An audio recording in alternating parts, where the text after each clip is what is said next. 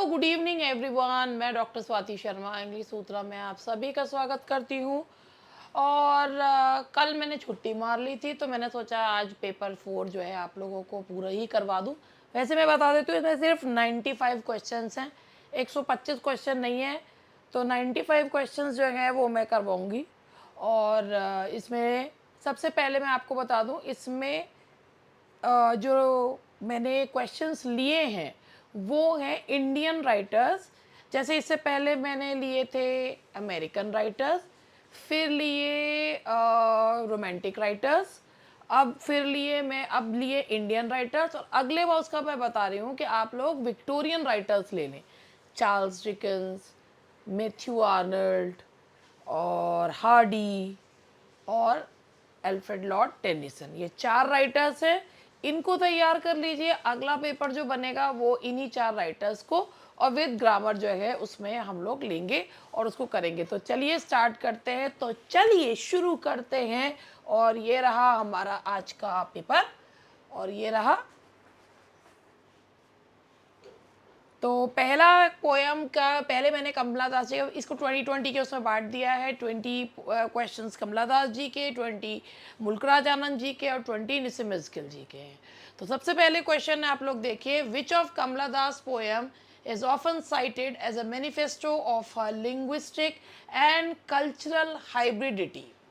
कौन सी कमला दास जी की पोयम जो है उनकी लिंग्विस्टिक एंड कल्चरल हाइब्रिडिटी को बताती है कि it's my language very queer. और वो है उनकी पोयम दैट इज एन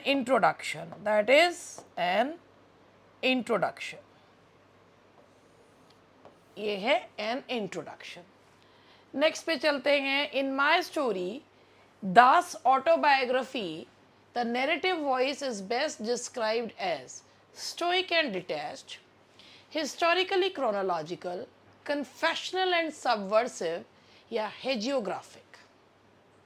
और चूंकि आप सभी को पता है कि कमला दास जी जानी जाती हैं कन्फेशनल पोएट के रूप में, तो the answer is C, confessional and subversive. Now the next question is, what recurring motive in Das poetry represents the unfulfilled or sterile nature of her emotional life।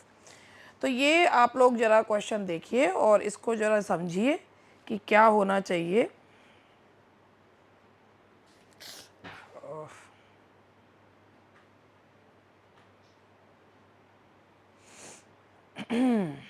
क्या होना चाहिए आपके हिसाब से।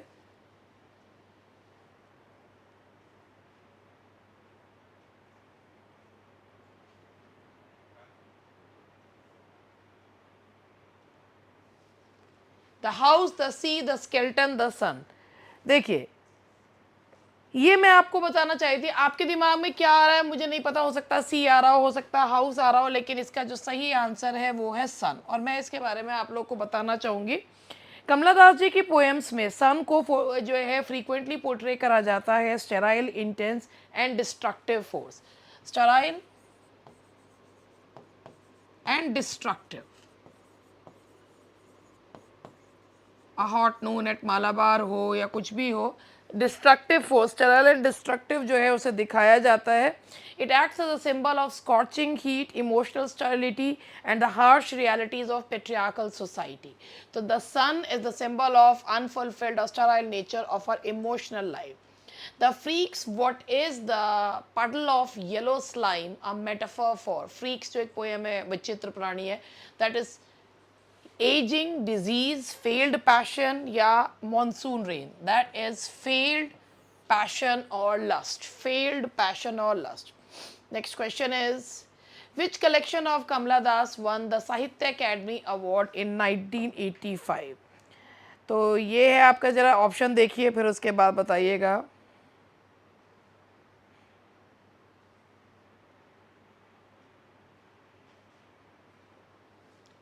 The descendants, collected poem, summer in Calcutta और the old play house and other poems. तो ये 1985 में इन्हें साहित्य अकेडमी अवार्ड मिला था कलेक्टेड पोएम्स के लिए। She got Sahitya Akademi award for collected poems. The poem the sunshine cat deals primarily with domestic bliss, the cruelty of men and emotional abandonment, animal cruelty, a woman's love for pets. तो का sunshine cat जो है इसमें where a woman is compared with the sunshine cat, the cruelty of men and emotional abandonment. Kamala Das famously converted to Islam in 1999 and took the name Madhavi Kutti, Amina, कमला सुरैया या रजिया सुल्ताना। कमला दास जी ने जब अपना धर्म परिवर्तन कर लिया था तो she adopted the name Kamala Suraiya, Kamala Suraiya. And in an introduction, the speaker mentions being told to wear saris and be girl. This criticizes या critiques fashion trends, patriarchal prescriptions, Indian tradition या पेरेंटल डिसिप्लिन। और इसमें जो है वो कहता है be Amy, be a girl, तो ये पेट्रियार्कल डोमिनेंस को दिखाता हुआ है। The answer is B. Which poem features the lines I am every woman who seeks love? The invitation and introduction, the looking glass, the old playhouse। तो ये कौन सी poem है और ये आपको बताना है। द आंसर इज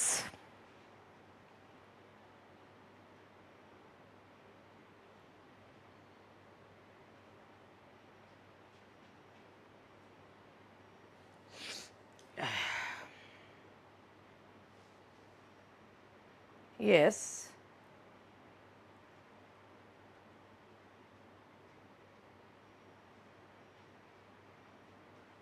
बस 2 मिनट का मुझे टाइम दीजिएगा। And that is I am every woman who seeks love, and that is the invitation and introduction, the looking glass, the old playhouse। So the answer is, इसको मुझे वैसे ही देखना पड़ेगा क्योंकि मैंने ऑप्शंस शफल कर दिए थे।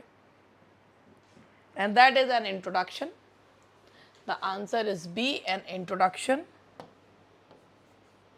ठीक है जी, चलिए अब आगे बढ़ते हैं।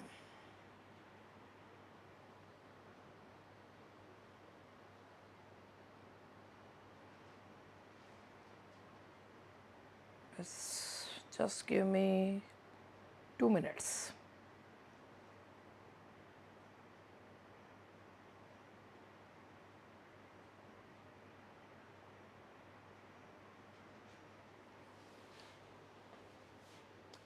Now the next question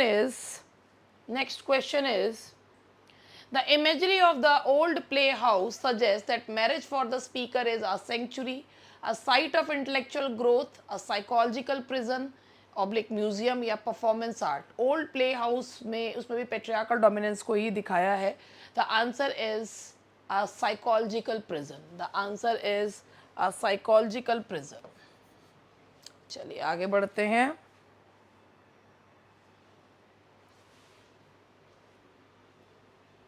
What is the central irony in my grandmother's house? That is, एक ये लाइन है कि the house was sold, the speaker now begs for love at, कहते हैं there was a house when I used where I used to receive love। तो ये है irony, यही है कि now I beg for love at strangers door। The answer is B। Under which pen name did Kamala Das write her Malayalam prose? कमला सुरैया, माधवी कुट्टी, दासिया या मालाबरिका। तो pen name जो था उनका था दैट वाज माधवी कुट्टी, दैट वाज माधवी कुट्टी। ठीक है जी, चलिए आगे बढ़ते हैं, नेक्स्ट क्वेश्चन पे चलते हैं।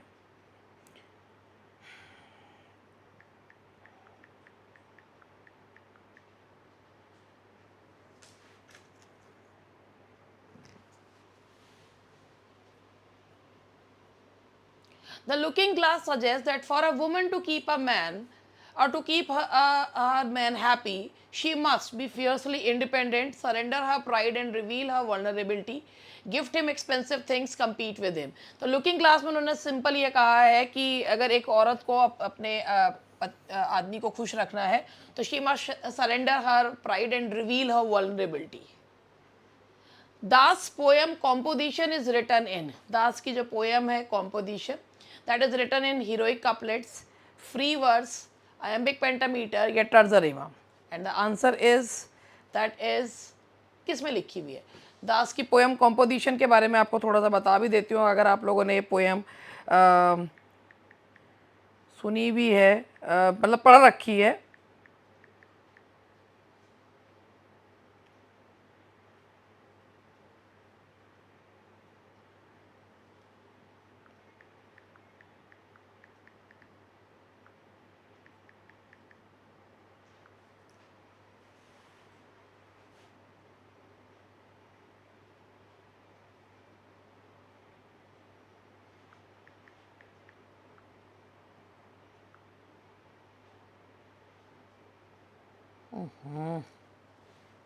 मैं ये सोच रही थी कि इसी के बारे में बता दूं, बट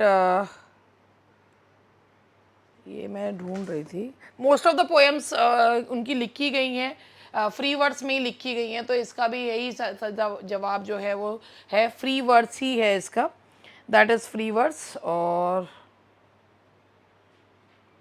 दैट इज़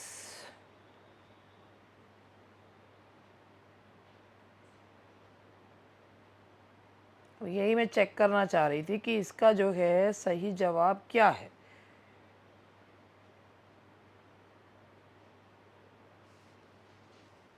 और इसका सही जवाब यही है, दैट इज़, क्योंकि उनकी मोस्टली पोएम जो हैं वो फ्री वर्ड्स में लिखी हुई हैं, तो इसका आंसर भी यही है, it is also written in free words. What does the sea often symbolize in Da's later poetry? अब जैसे आपको बताया था कि जो उनको सन के बारे में बताती हैं, तो सन जो है एक डिस्ट्रक्टिव फोर्स के रूप में, लेकिन समुद्र जो है उनकी पोएम्स में that is redemption and eternity. Sun उनकी समुद्र उनकी पोएम्स में रिडेम्पशन एंड इटर्निटी को दिखाता है, सिम जो है उनका। In the invitation, the dialogue is between the speaker and her lover, the speaker and the sea, the speaker and her mother, the speaker and her god। ये that is the speaker and the sea, मृत्यु और उनके बीच में invitation, the speaker and the sea। Which of the following is not a collection by Kamala Das? The Descendants, Rough Passage, Tonight This Savage Writes, Summer in Calcutta। Descendants, Tonight, Summer, ये सब उन्हीं के हैं, केवल Rough Passage is not a collection by her, that is not her collection। The brownness mentioned in an introduction refers to, जो brownness कहते हैं ना, I am an Indian very brown, तो ये है उनका her skin color या racial identity, her skin color और racial identity। Kamala Das is often compared to which American confessional poet? कमला दास जी की तुलना अक्सर की जाती है सिल्विया प्लैथ से कंपेयर किया जाता है उनको, जो कि टेड ह्यूज की वाइफ थी, सिल्विया प्लैथ से। What is the gift in the poem The Gift of the Magi as referenced in her context of love? That is physical intimacy without soul. The answer is physical intimacy without soul। ये हुए कमला दास जी के questions थे। अब ये मुल्कराज आनंद जी के बता रही हूँ। Mulk Raj Anand Untouchable covers the event of Untouchable, Bakha की कहानी, वो है एक single day, that is a story of a single day. Who wrote the famous preface to the original edition of Untouchable? Original edition का प्रीफेस किसने लिखा है? Mahatma Gandhi, George Orwell, E.M. Forster या T.S. इलियट? तो ये सभी को पता है and that is E.M. Foster. ठीक है जी। अनटचेबल के बारे में भी आप सभी को पता है कि अनटचेबल जो है बाखा की कहानी है, और बाखा जो है वो एक स्वीपर बॉय है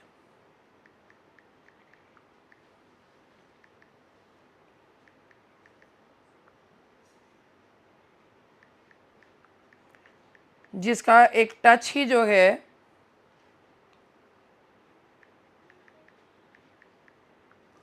लोगों को पल्यूट करने के लिए काफ़ी है। ठीक है जी, चलिए आगे बढ़ते हैं। Now the next question is which novel bye Anand features the protagonist Munnu? Munnu जो है वो उनका प्रोटैगनिस्ट है, उनका एक और ये, क्योंकि उनको आनंद को कहा जाता था चैंपियन ऑफ द अंडरडॉग्स, तो ये कुली का प्रोटैगनिस्ट है मुन्नू। इन अनटचेबल बाखास टच इज कंसिडर्ड, ये अभी मैंने आपको बताया था, बाखा के परछाई मात्र से लोग दूषित हो जाते थे, दैट इज पॉल्यूशन और सेक्रिलेज। The village across the black waters and the sword and the sick form a trilogy centered on, इसका जो मेन कैरेक्टर है उसका नाम है लालू या लाल सिंह, लालू या लाल Singh. Which novel focuses on the exploitation of workers in the tea plantation of Assam, and that is Two Leaves and a Bud? The answer is Two Leaves and a Bud. Anand the big heart deals with the conflict between, Anand की जो big heart, जो जिसका आनंद जो है वो character है, वो किसके बीच में है? वो कॉपर स्मिथ्स के बीच में और इंडस्ट्रियलिस्ट, जो इंडस्ट्रियलिस्ट हैं, जो मशीन्स हैं, उनके बीच में है. So the answer is B, traditional copper smiths and industrial machines. The protagonist of the big heart is, जो मैंने अभी बताया था, बिग हार्ट के प्रोटैगनिस्ट का नाम है अनंत. Mulkraj Anand is often associated with which literary movement? And that is B, social realism. The answer is B, social realism. In Untouchable, which solution to the problem of untouchability does Baka find most promising at the end? पहले option पढ़ लीजिए आप लोग.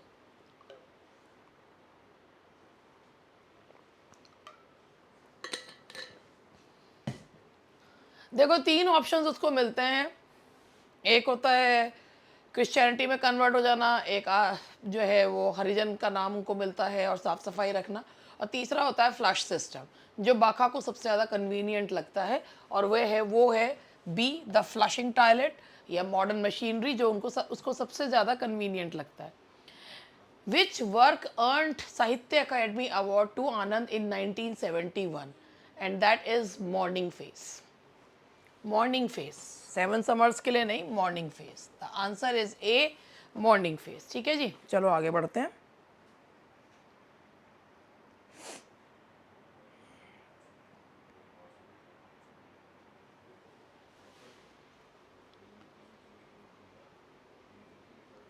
Private life of an Indian prince explores the life of an untouchable prince, poverty of the masses, struggle of the princely states during the integration of India, childhood of Anand. तो private life of an Indian prince जो है बताता है struggle of the princely states during the integration of India, और ये prince Victor की कहानी है. That is C, struggle of the princely states. Anand was the founding member of which influential group? And that is Progressive Writers Association. The answer is B, Progressive Writers Association. The character Gauri in the novel Gauri represents, तो the old woman and the cow, पहले यही था, एक गाय जैसी औरत कैसे tigress में जो है परिवर्तित होती है, तो उसका सबमिसिव रूप हटाकर फेरोशियस साइड दिखाई है महिला की. Which novel by Anand was inspired by his own experiences in World War I? And that is Across the Black Waters. That is Across the Black Waters. Anand's prose is often criticized or praised for its Indianization of English, which includes, आनंद के pros में Indianisation, चाहे आनंद हो चाहे निसिम skill हो, Indianisation दिखता है. वो इंडियनाइजेशन होता क्या है कि जैसे आप इंग्लिश के जो हिंदी के मुहावरे हैं, कोई चीज़ों ने वर्ड फॉर वर्ड ट्रांसलेट कर दे, तो उसे कहते हैं इंडियनाइजेशन. तो direct translation of Hindi Punjabi idiom and swear words. 7 Summers, Morning Face and Confession of a Lover are part of आनंद. आनंद जो हैं वो अपनी ऑटोबायोग्राफी लिखना चाहते थे, 7 Ages of Men. तो ये इसका नाम है, ऑटोबायोग्राफिकल उनका प्रोजेक्ट था, that couldn't get completed. In Coolie Munnu dies off, Munnu की मृत्यु कैसे होती है? मुन्नू बेचारे की मृत्यु होती है टीबी से. बेचारे की मृत्यु टीबी से होती है. The setting of Untouchable is the town of Chandrapur, Bulashaha, Bulandshahr या Malgudi. Yes, and that's B, Bulashaha.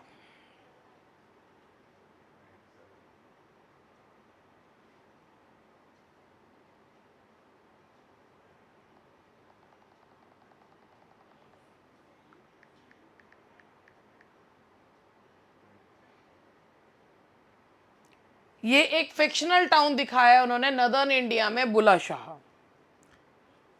ठीक है जी. कॉलोनियल इंडिया दिखाया है Bulashah. Anand short story the barber's trade union is a satire on, जिसमें जो बार्बर्स ट्रेड यूनियन है वो है the rigidity of the caste system and social hypocrisy दिखाया है। इसका क्वेश्चन एक बर्ली लैंडलॉर्ड वाला भी आया था, पूछा गया था। दैट इज, आप 41 से चलते हैं आगे। Nissim Ezekiel belong to which minority community in India? Nissim Ezekiel belong करते हैं बेन इजराइलेट कम्युनिटी को, and the answer is B, Bene Israel. In night of the scorpion the peasants are compared to.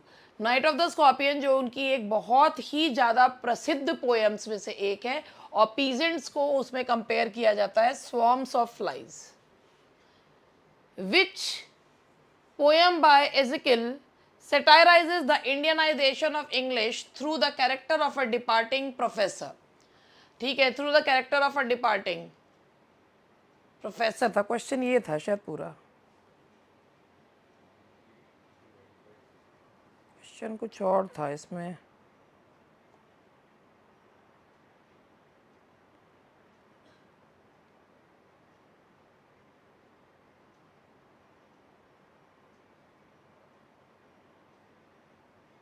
मतलब क्वेश्चन का एक ऑप्शन गायब है।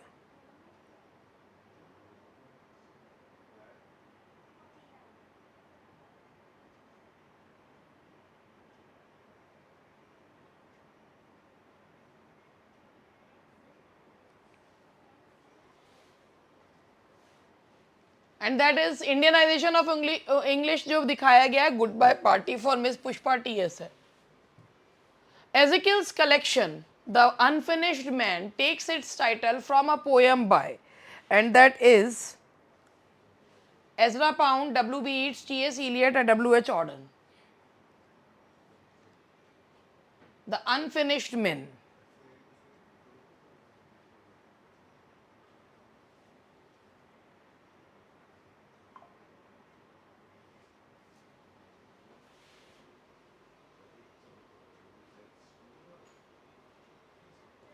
कुछ गड़बड़ हो गई है।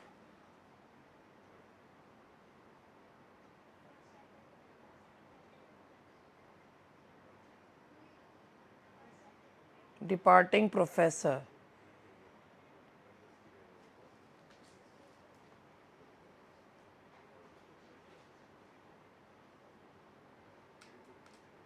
एक मिनट, मैं जरा एक कोई चीज चेक कर रही हूँ।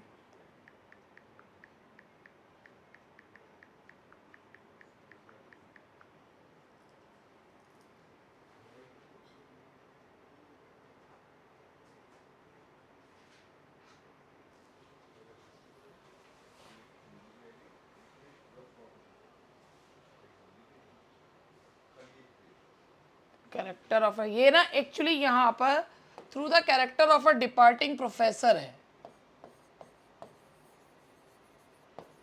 तो ये यहाँ पर है through a character of departing professor, और यहाँ पर इसको मुझे एक बार चेक करना है, good bye party for Miss Pushpa TS वाला।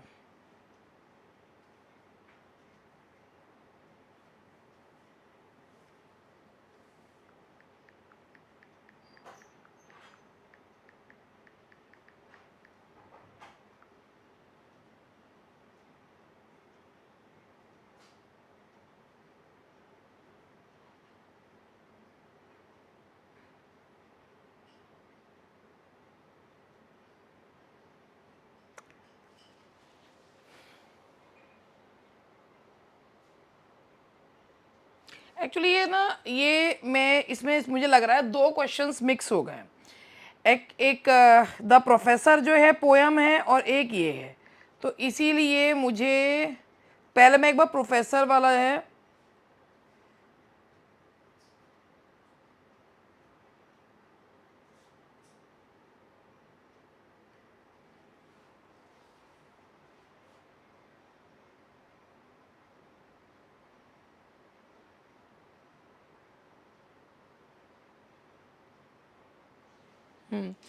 जो प्रोफेसर पोएम है, satirize Indianization of English through the character of a departing professor.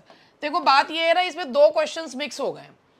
एक जो ये द प्रोफेसर जो उनकी पोएम है, उसमें एक रिटायर्ड प्रोफेसर है, बेसिकली उसमें भी इंडियनाइजेशन ऑफ इंग्लिश का ही है, लेकिन जब डिपार्टिंग जो है colleague, character of a departing, through the character of a departing colleague, ये कलीग होना चाहिए था, तो इसमें जो है through a character of a departing person, तो यहाँ पर हमारा good bye party for Miss Pushpa TS होगा।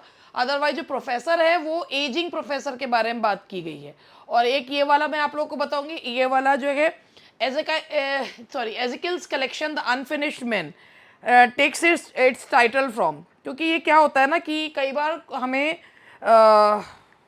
चेक भी करना पड़ता है, हर उसमें चीज़ ठीक नहीं दी होती।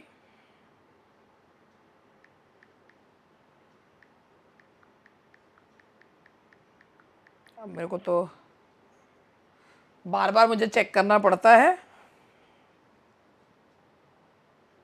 डब्ल्यू बी ईट्स की जो है पोएम्स में से, डब्ल्यू बी ईट्स की मुझे था मेरे को, लेकिन फिर भी मैंने एक बार चेक कर लिया ये कहीं गड़बड़ ना हो। तो डब्ल्यू बी ईट्स की है द अनफिनिश्ड पोएम, जो है टाइटल दिया गया है the unfinished poem is taken from the Irish poet W B Yeats. और ये है, ये फ्रेज जो लिया गया है अनफिनिश्ड मैन, ये लिया गया एक स्टेंजा है ईट्स की poem a dialogue of self and soul. A dialogue of self and soul से लिया गया है, a dialogue of self and soul, इसमें से ये फ्रेज जो है वो लिया गया है। A dialogue of self and soul, ये फ्रेज जो लिया गया है अनफिनिश्ड मैन, ये डब्ल्यू बी ईट्स की poem a dialogue of self and soul से लिया गया है। ठीक है जी, आगे बढ़ते हैं।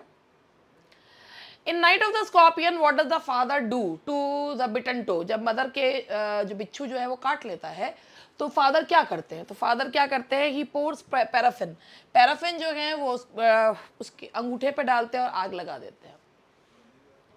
Enterprise is an allegorical poem about, enterprise जो उनकी पोएम है एक पिलग्रिमेज होती है कि जो एक फेलियर में चेंज हो जाती है, उसके बारे में है, that is enterprise. Home is where we have to gather grace concludes which poem, home is where we have to gather grace concludes which poem, island, enterprise, background casually, या poet bird watcher, and that is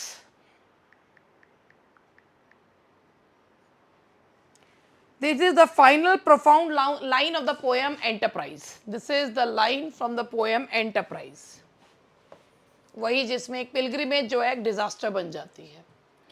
Which poem is an autobiographical account of Ezekiel's struggle with identity, religion, and his sense of belonging. Background casually, The Visitor in India, Jewish Wedding in Bombay, and that is background casually. That is background casually. Ezekiel's poet lover bird watcher, इनकी बहुत famous poem है। Best way to achieve success in these three roles is, poet के रूप में, lover के रूप में, bird watcher के रूप में आप कैसे सक्सेस अचीव कर सकते हो? By patience, by patience and stillness.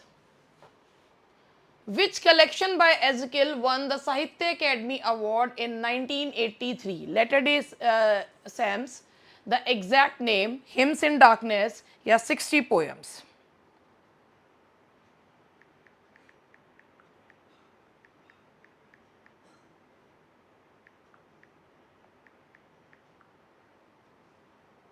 And that is Latter-day Sams.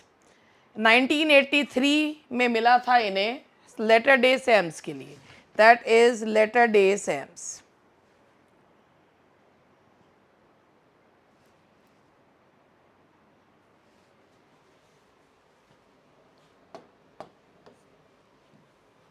In Goodbye Party for Miss Pushpa T.S., the speaker praises Miss Pushpa's wealth, internal sweetness and smiling face. वो बिल्कुल बाबू English है, बाबू English कहा जाता है जिसमें Indianization of English को। The answer is B. What is the central theme of Island? Being stranded at sea, the paradox of living in a slum-ridden, chaotic Bombay.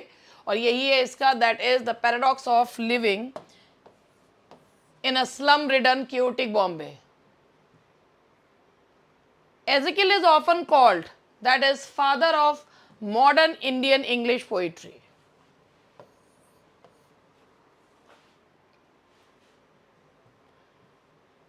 The railway clerk is written in which style. Railway clerk जो poem है, मैंने अभी आपको एक word use करा था, babu English. It is also a dramatic monologue in babu English. ऐसी professor भी इसी तरीके का ड्रामेटिक मोनोलॉग है जो पोयम है उनकी। In latter days psalms Ezekiel reinterprets the Quran, the old testament psalms the Gita, the Buddhist chants, and that is the old testament psalms. The couple explores marriage as a divine union, the selfishness and deception within a sexual relationship, romantic idealism या divorce। देखो भैया उनकी बहुत ही जो है दुखद उनकी शादीशुदा जिंदगी थी। the selfishness and deception। In background casually, Ezekiel describes himself at school as a frightened child among wolves। क्योंकि वो बताते हैं कि यहाँ पर भी उनको जो है ना बहुत बुरी तरीके से, वो कहते हैं कि उनको ऐसे ट्रीट किया जाता था कि जैसे कि उन्होंने क्राइस्ट को की हत्या की हो। The tone of most of Ezekiel's Indian English poems is gently ironic and observational। Gently ironic and observational।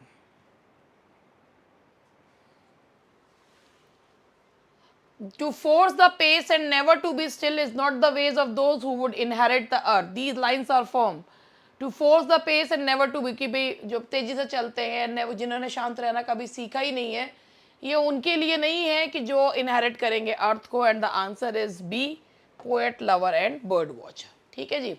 अब इसके बाद ये 60 क्वेश्चंस थे और उसके बाद अब हमारे हैं, ये मैंने यहाँ पर जो लिए हैं ये ग्रामर के क्वेश्चंस हैं। As a step to renovation, he has decided to replace old furniture with the new one। With the new one। अब आप यहाँ पर ये देखिए कि ये जो है ना हमने जो लिए हैं ये फिर वही वाली बात है कि बनाए हैं अभी, इसलिए इसमें सारे ऑप्शन ए बी सी हैं भी नहीं। और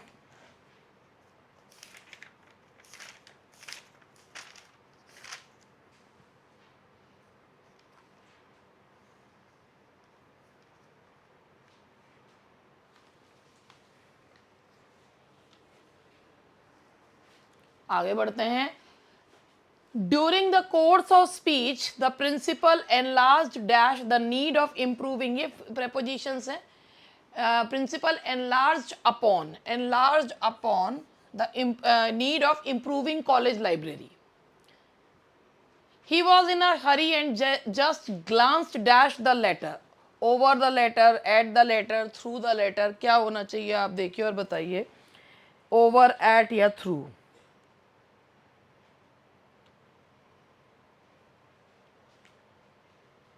एक मिनट बस, मुझे लग रहा है मैंने एक गड़बड़ करी है। As a step to renovation he has decided to replace old furniture by new one होगा। हाँ जी,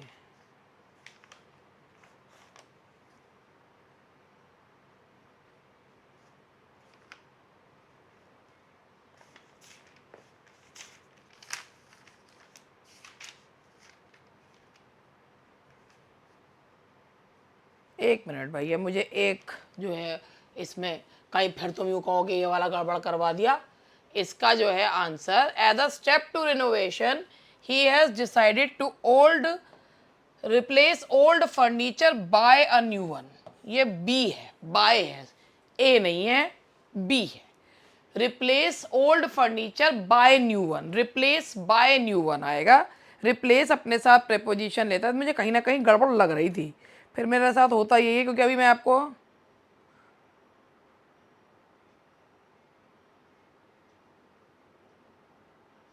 और इसमें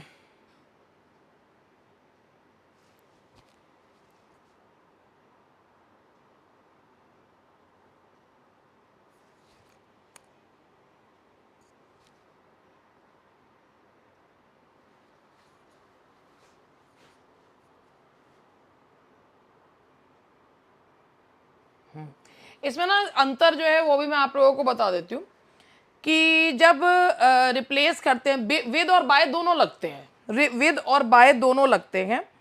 और इसमें बुक में भी इसका वो दे रखा होगा, प्रेपोजिशन वाली एक्सरसाइज का है ना एक्चुअली ये, तो मैं वहीं से आपको बता देती हूँ। Replace by a new object, जब आप न्यू ऑब्जेक्ट के साथ रिप्लेस करते हैं तो आप लगाते हैं रिप्लेस बाय, और जब आप रिप्लेस विद लगाते हैं तो यहाँ पर रिप्लेस विद होता है कि जब आप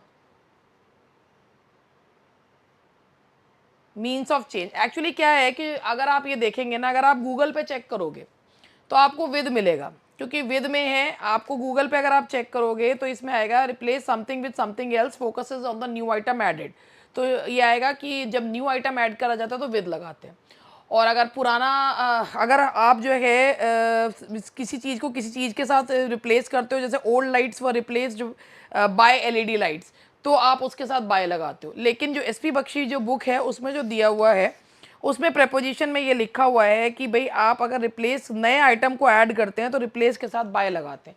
तो मैं भी इसी में बता रही हूँ। वैसे तो विद और बाय, अगर आप न्यू इंग्लिश को देखो तो विद और बाय जो होता है वो दोनों इंटरचेंजेबली यूज होता है, और अब नए आइटम्स के लिए विद भी यूज होने लगा। मगर बात वही है कि न्यू जो पुरानी इंग्लिश की किताबें हैं उनको ज़्यादा सही माना जाता है, इसीलिए मैंने पहले विद ही करा था। और हम लोग ये जानते भी हैं कि विद ही यूज़ होता है, लेकिन अब बुक्स में जो है वो बाय दिया रहता है कि रिप्लेस, जब आप एक नया आइटम ऐड करते हैं तो रिप्लेस के साथ बाय लगाया जाता है, इसीलिए हम यहाँ पर बी लगा रहे हैं। और he was in a hurry and just glanced through the letter, तो यहाँ इसका आंसर है C, glance through the letter. ठीक है जी। Nowadays the rich persons enjoy influence dash the police authorities with over on। अब इसमें भी तो है थोड़ा सा influence के साथ कौन सा fixed preposition लगना चाहिए, ये आप देखिए। And that is nowadays the rich persons enjoy influence dash the police authorities, and that is influence with the police authorities, influence with the police authorities, मतलब ये बुक में दिया हुआ है। और लेट मी चेक कि मेरे पास इसका आंसर क्या है।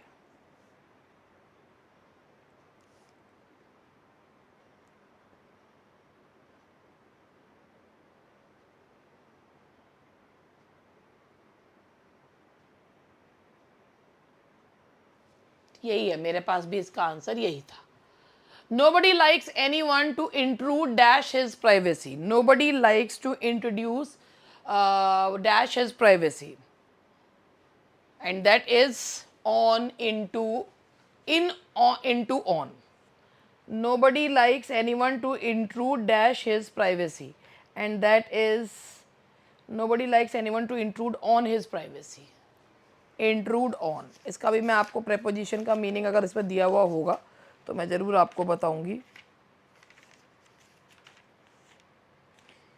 इंट्रूड ऑन, इंट्रूड ऑन का मतलब होता है, देखो भाई, एक होता है intrude into, intrude into,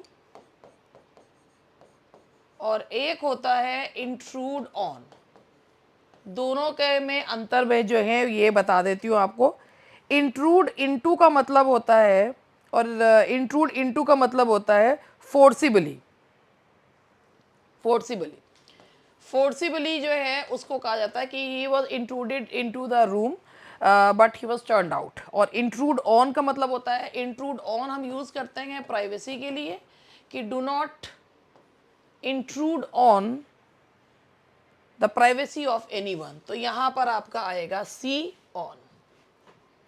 think over the matter, please don't jump dash conclusions in a hurry, तो यहाँ पर जंप के साथ भी टू भी आता है, इन टू भी आता है, और एट भी आता है, फॉर भी आता है। तो आप यहाँ पर ये जो है मैं आपको इसमें जंप, देखिए, jump to, jump at, jump to conclusion, jump at an offer, jump to a conclusion, jump at an offer, ये याद रखिएगा। जंप टू, जंप टू, अगर कंक्लूजन की बात की जाए तो जो है जंप टू, और जंप एट की बात की जाए तो एन ऑफर। तो इसमें कंक्लूजन की बात की जा रही है तो आप क्या लगाओगे, टू लगाओगे।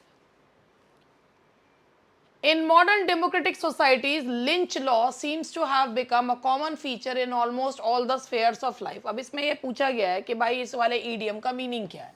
ये जो लिंच लॉ है ना, जो मैंने पिंक कर दिया है इसे, लिंच लॉ, तो लिंच लॉ है ये जो है, इसका क्या मतलब इडियोमेटिक वे में क्या है। तो लिंच लॉ का मतलब होता है law of the mob, mob lynching जिसे कहा जाता है, law of the mob.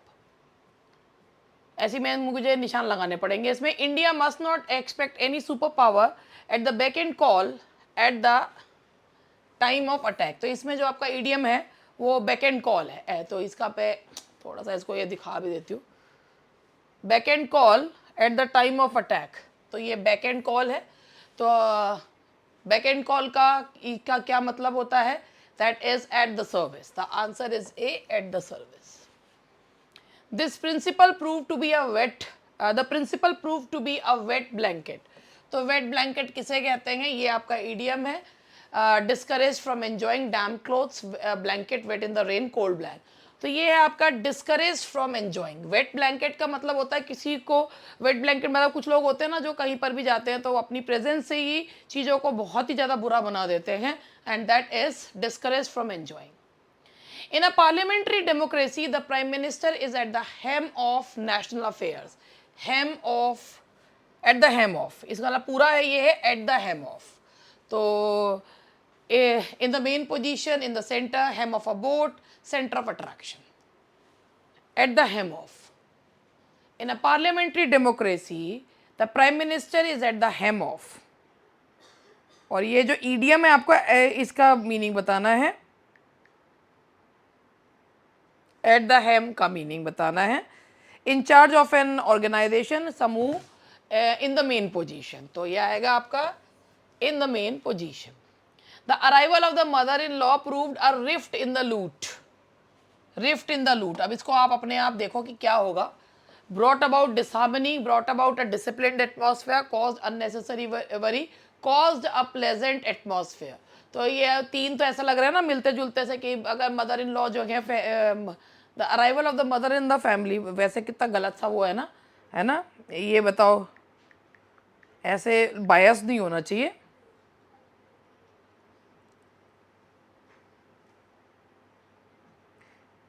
Major disharmony जिसे कहा जाएगा, brought about disharmony, and that is brought about disharmony. The answer is A. Now the next question is sentence improvement है। I give key to my wrist watch every day. I give key, भाई मैं घड़ी को चाबी देनी, ये Indian English होती है। मैं अपनी घड़ी को चाबी देता हूँ, मैं I give key, wind, I wind my wrist watch, I wind my wrist watch. We did a test when the lights went out. तो इसमें क्या होना चाहिए, मतलब यहाँ पर आपका डिड अ टेस्ट जो है वो होना चाहिए। तो जब लाइट्स गई तो हम लोग टेस्ट कर रहे हैं, तो जो एक्शन कंटिन्यूड होगा तो उसके लिए आप लगाओगे we were doing a test. Present past continuous plus past indefinite. He put up a lot of work on that article. He put up a lot of work, बहुत मेहनत करना किसी चीज़ में, बहुत मेहनत करना, put in. He put in a lot of work, बहुत मेहनत करी है। The man whom I thought was thoroughly honest prove to be a swindler. तो इसका क्या होना चाहिए, पहले पूरा दिखा दूं, छोटा कर देती हूँ इसको। The man whom I thought was thoroughly honest proved to be a swindler. The man whom I thought, देखो भाई पहली बात ये है, आई थिंक, आई बिलीव वगैरह आते हैं ना तो उनको हटा के देखना चाहिए। और फिर उसके बाद देखो अगर आपका जो क्लॉज है वो वर्ब से स्टार्ट होगा तो आपका हु आएगा। The man who I thought was thoroughly honest prove to be a swindler. So the answer is B. No sooner had the dividend been declared, the notices were sent out.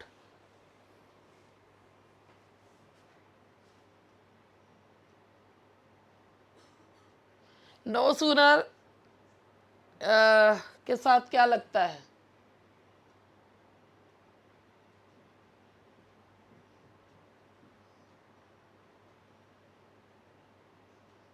देखो भाई no sooner के साथ then लगता है और hardly उसके साथ they had no sooner decide declare where than the notices were sent out.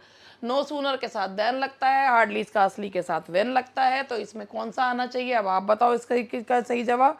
और इसका सही जवाब होना चाहिए, दैट इज, यही होना चाहिए ना।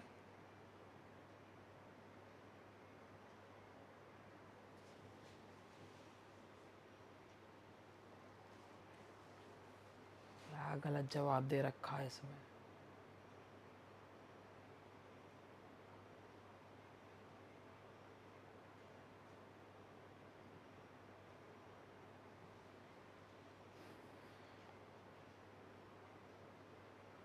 तो यहाँ पर इसमें जो सही जवाब है भाई नो सूनर के साथ देन आता है, हार्डली इसका असली के साथ वेन आता है। तो भाई ये तो company had hardly declared the till, ये तो हार्डली के साथ टिल आ गया, ये गलत हो गया। हार्डली के साथ यहाँ पर देन आ गया, ये भी गलत हो गया, एक ही सही है। They had no sooner declared the dividend than the notices were sent out, तो यही होगा इसका, that is B. Riding upon his horse the tiger jumped at him, यहाँ पर ये डेंगल्ड पार्टिसिपल है। The tiger riding up, tiger अपने घोड़े पर घूम रहा था, तभी उसके ऊपर जो है पता नहीं कौन कूद गया। तो यहाँ पर ये डेंगल्ड पार्टिसिपल है, तो आपको यहाँ पर लगाया जाएगा the tiger jumped at him while he was, the tiger jumped at him while he was riding upon his horse, so the answer is B, मतलब करेक्ट सेंटेंस ऐसे बनेगा। In black and white must have your terms down, I in black and white, तो जो सही लग रहा हो सबसे ज्यादा ढूंढो जरा।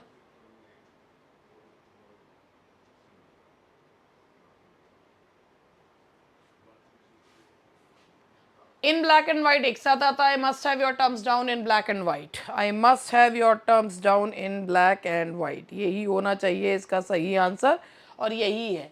आई must have your terms in black and white down, I must have in black and white your terms down, तो the answer is C, I must have your terms down in black and white. When we came out of the restaurant, it was 11:30. When we had come out of, after we came out, when we have come out, भैया sentence बिल्कुल सही है। When we came out of the restaurant, it was 11:30, तो कोई गलती नहीं है, that is no improvement। आप ढूंढ लो अगर कोई गलती आपको दिख रही हो तो, तब तक मैं अपना कुछ काम कर लूँ, आप भी देखो ज़रा। और मैं ये देख रही थी कि मैंने कहाँ से लिए थे ये वाले, और ये मैंने लिए थे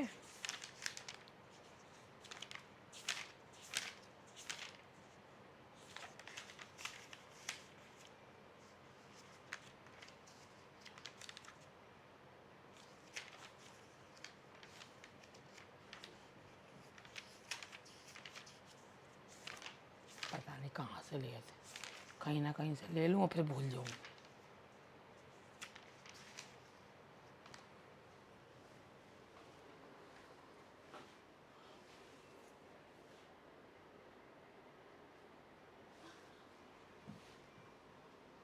What do you go? What do you for go to school? What do you for go to school? तो ये वाला जो क्वेश्चन अगर आपके सामने आता है तो इसका क्या सही जवाब आपके हिसाब से होना चाहिए। और इसमें जो है अभी आपके उसके भी हैं, क्या कहते हैं उसको, पैसेज भी है, हमने पैसेज भी लिया है, इसका आसान सा पैसेज है। What do you for go to? देखो यहाँ पर जो इसका सही आंसर होगा that is what do you go to school for. Correct idiomatic structure जो होगा what do you go to school for. वैसे ए जो है ग्रामेटिकली करेक्ट है, but to for what do you go to school ये भी सही है, लेकिन इसमें ना क्वेश्चन मार्क तो खैर किसी में भी नहीं लग रहा। What do you go to school for, अगर क्वेश्चन मार्क का ही चक्कर होता तो ये है। वैसे तो इसमें ए भी सही है, लेकिन जो सही माना जाता है इडियोमेटिक फ्रेज है वो यही माना जाता है, ये भी सही है, वैसे ये भी गलत तो है नहीं। He pleased the director and this completed his report in good time. इस मतलब इसमें क्या होना चाहिए, he pleased the directors in good time and this completed, he completed his report in good time and this pleased the directors, he pleased the directors, he completed his report in good time and this pleased the directors, तो यही सही है आपका बिल्कुल। तो इसका सही जो है आंसर होगा that is B, he completed his report in good time and this pleased the directors। के बाद कौन से क्वेश्चंस हैं, ये है पैसेज। चलो पैसेज पढ़ते हैं।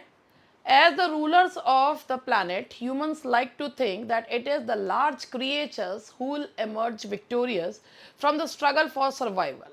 However, human nature teaches us the opposite. It is often the smallest species which are the toughest and most adaptable. A perfect example is the hummingbird, which is found in the Americas. One species of hummingbird is known as the bee hummingbird. It ranks as the world's smallest and lightest bird, and it is barely visible when it is in flight. Hummingbirds are the only birds that can fly backwards. ये important point है. They feed mainly on the nectar of flowers, a liquid that is rich in energy. Nectar is an ideal food source for hummingbirds. Need an incredible amount of energy to sustain their body metabolism. A hummingbird's wings flap at a rate of about 80 times per second and its tiny heart beats more than 1000 times per minute. This is why they must consume relatively large quantities of food in the course of a day. A hummingbird consumes about half its body weight in nectar. Nature has made men realize the fact that, and that is B, the smallest creatures are the toughest and most adaptable. Which of the following statements about the bee hummingbird is true? And that is B, it escapes our sight when it is in flight. Hummingbirds need a lot of energy in order to maintain their body metabolism, flap their wings and fly. In order to maintain their body metabolism, flap their wings, sustain a steady rhythm, win the struggle. इसमें से सही जवाब आप ही बताइए क्या होना चाहिए. Humming birds need a lot of energy in order to. आपके हिसाब से क्या होना चाहिए? मैंने भी ऊपर वाला ही देख लिया था, खैर कोई बात नहीं, आप भी देखिए और बताइए.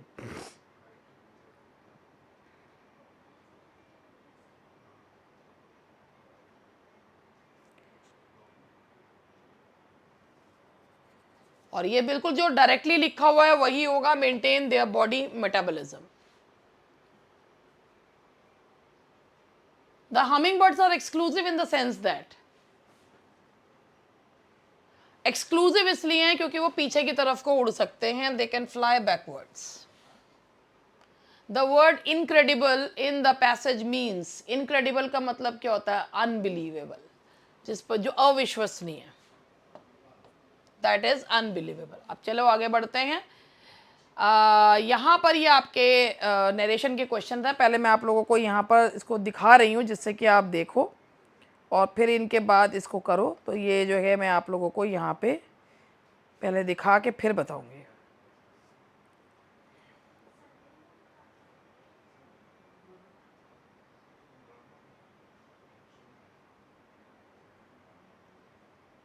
ऑप्शन देख लो सारे.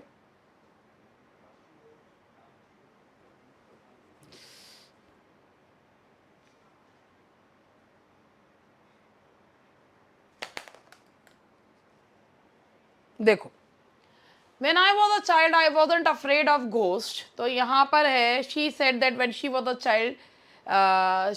यहाँ पर मैं आपको एक चीज़ बताऊँ, जब टाइम क्लॉज दिया होता है ना, जब टाइम क्लॉज दिया होता है तो टेंस चेंज नहीं होता. She said that when she was a child she wasn't afraid of ghost. यहाँ हेड और वेड कुछ नहीं आएगा. यहाँ पर जब टाइम क्लॉज होता है तो हम चेंज नहीं करते हैं. She said that when she was a child she wasn't afraid of ghost. इसका रीज़न यही है, टाइम क्लॉज वाला. He said, let Hari come with us, mother, I will take care of him. देखो, he requested his mother to let Hari come with them as he will आ गया तो नहीं होगा. He informed his mother, ये inform वाला गलत है. He told his mother to let Hari come with them as he would take care of him. और एक और भी है, he told to अलग गया, ये भी गलत है. तो करेक्ट आंसर है इसका C. The answer is C. No, said the child, I won't kneel, for if I do I shall spoil my new pair of trousers. और ये मैंने पहले भी करवाया था. The child said that he would not kneel, for if he did so he would spoil his new pair of trousers. The answer is C. And he said, I do not wish to see any of you go away. He said that he had not wished. Had not नहीं आएगा क्योंकि present indefinite को past indefinite में करोगे.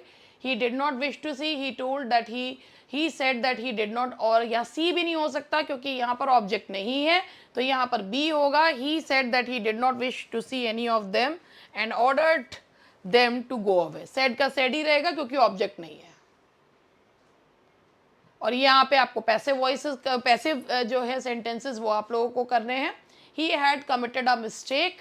और ये तो बहुत ही आसान है. A mistake has been committed by him. A mistake had been committed by him. So the answer is C. The most useful training of my career was given to me by my boss. ये passive में है, आपको active में करना है. My boss gave me the most useful training of my career. So the answer is D. The answer is D. Why did she break the garden wall? यहाँ पर past indefinite है. Why was the garden wall broken by her? Why was the garden wall broken by her? So the answer is C. And last two questions. The students were laughing at the old man. और जहाँ पर एक preposition आता है उसको वहाँ पर हम रखते ही हैं, तो ये होगा the old man was being laughed at by the student. The old man was being laughed at. The old man was being laughed at by the students. So the answer is A. The answer is A.